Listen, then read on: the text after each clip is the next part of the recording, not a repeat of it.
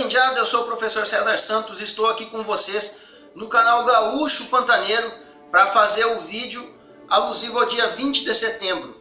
Tá? Então, o dia 20 de setembro é popularmente conhecido, nacionalmente conhecido como o Dia do Gaúcho. Né? Mas nós sabemos que não trata-se simplesmente do Dia do Gaúcho, trata-se da tomada de Porto Alegre que deu início à Guerra dos Farrapos. Tá? Então, nesse vídeo nós vamos trabalhar como que essa Guerra dos Farrapos aparece na literatura. Tá? Então, assim, os livros de história, eles vão relatar a história lá de uma maneira, mas a literatura é que vai ajudar a população de um país, de um estado, a colocar aquela história no seu imaginário. Tá? Então a literatura, ela tem essa função identitária, ela vai construir a imagem de um povo, de um estado, de um país, de uma região.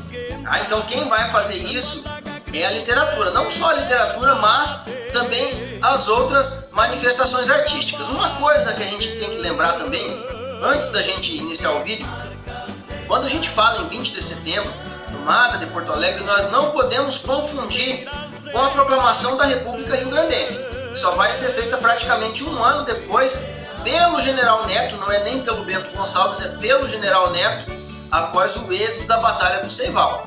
Então, pessoal, para a gente iniciar o nosso vídeo, curte aí o nosso vídeo, ativa o sininho para vocês receberem as notificações, para ajudar o canal a crescer e, sobretudo, pessoal, para ajudar a divulgar a nossa cultura, tá? Que isso trata-se de uma batalha cultural, né? Que nós temos que trazer os jovens para conhecer a nossa história, para que eles saibam quem são e para onde, desculpa, eles querem ir.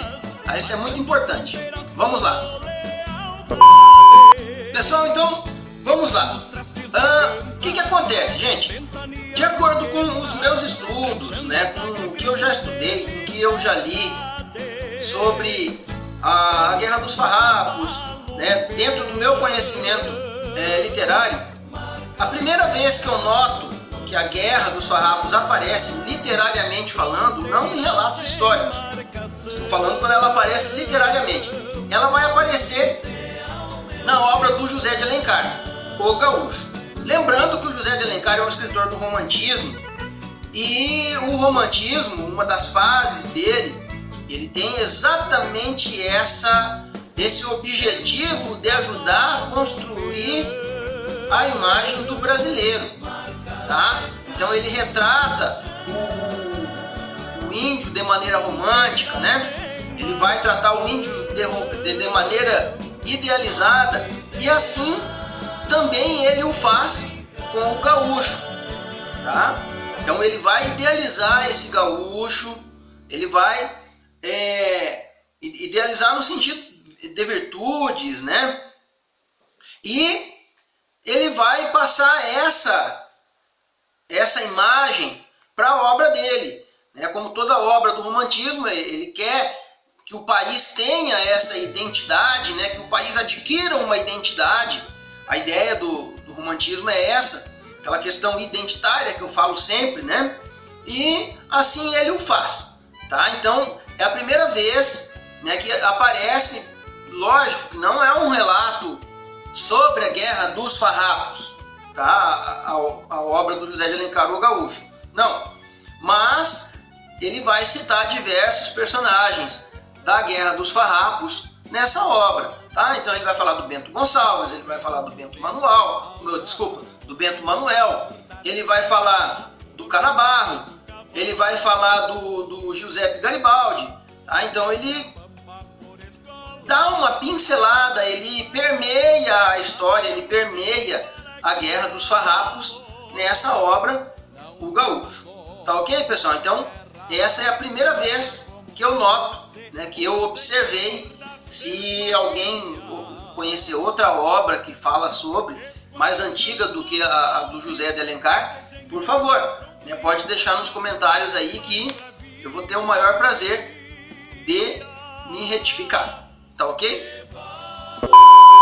Pessoal, então a segunda vez que a Guerra dos Farrapos é citada na literatura. Tá?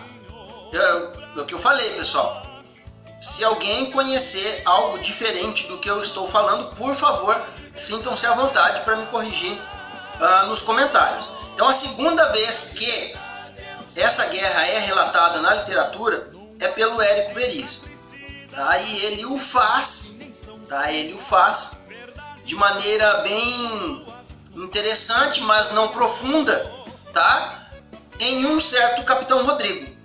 Então o Capitão Rodrigo ele toma parte na guerra pelo lado dos Farroupilhas, né? E ele contesta aquele poder posto pela família Amaral. E justamente, né, ele chegou na cidade já contestando esse poder posto pela família Amaral. Então, lógico, quando surge uma oportunidade, ele vai fazê-lo, né, de maneira belicosa, né, pelas armas.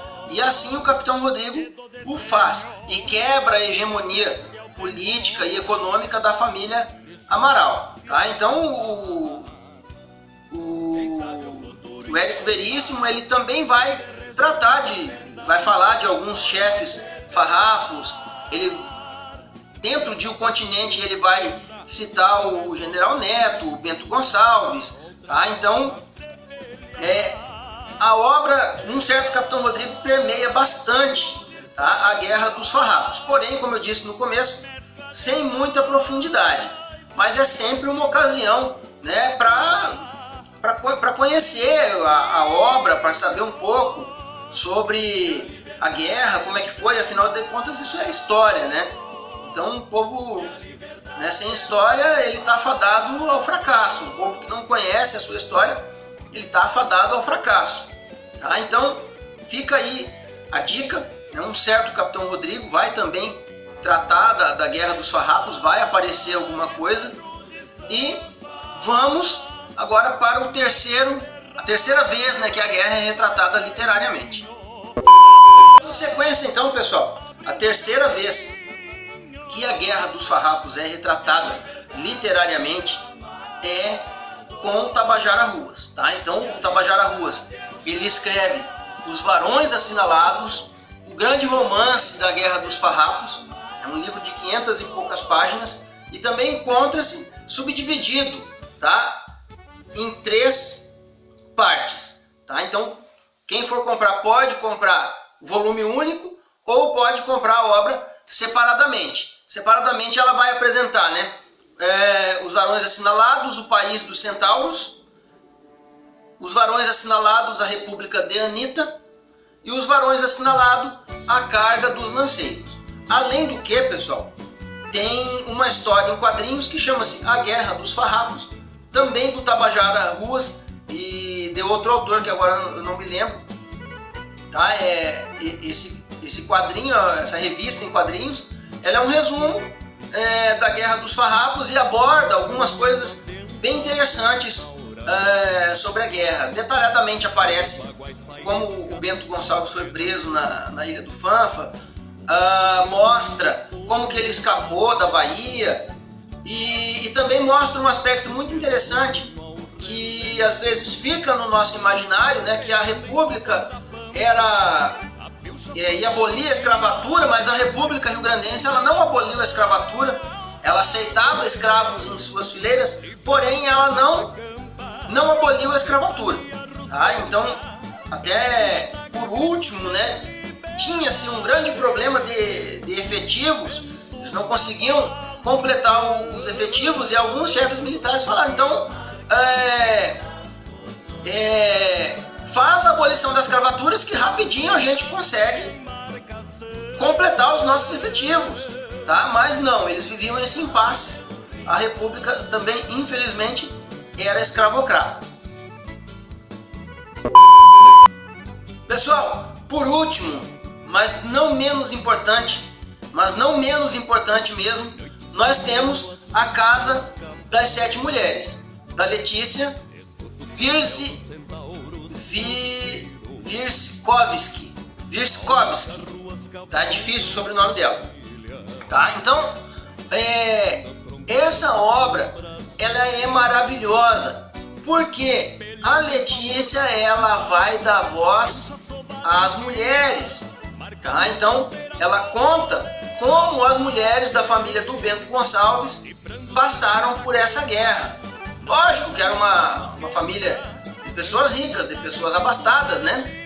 Mas ela vai contar, né, esse lado de como as mulheres passaram por essa guerra, como elas enterraram seus maridos, como elas enterraram seus filhos, como elas bordavam as bandeiras, tá? Então é muito legal porque mostra ali as mulheres conversando com seus maridos, de certa forma participando ali de alguns processos decisórios. Então assim, pessoal, eu coloquei por último a obra da Letícia, mas porque cronologicamente ela é a última que retrata literariamente a Guerra dos Farrapos, tá? Então a obra da Letícia virou minissérie e realmente, pessoal, ela é muito rica.